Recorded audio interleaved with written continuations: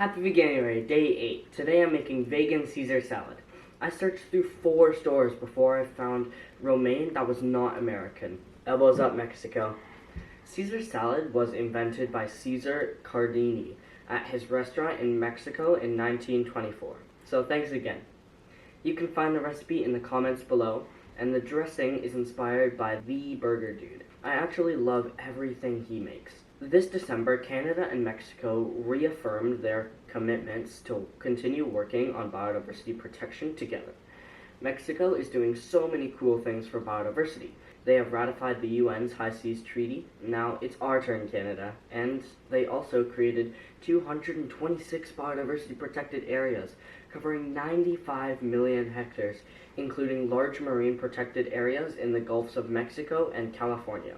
Hondo spondemos salva e mundo. Let's try it. This bowl was full when I started. I wonder what happened. That's really good.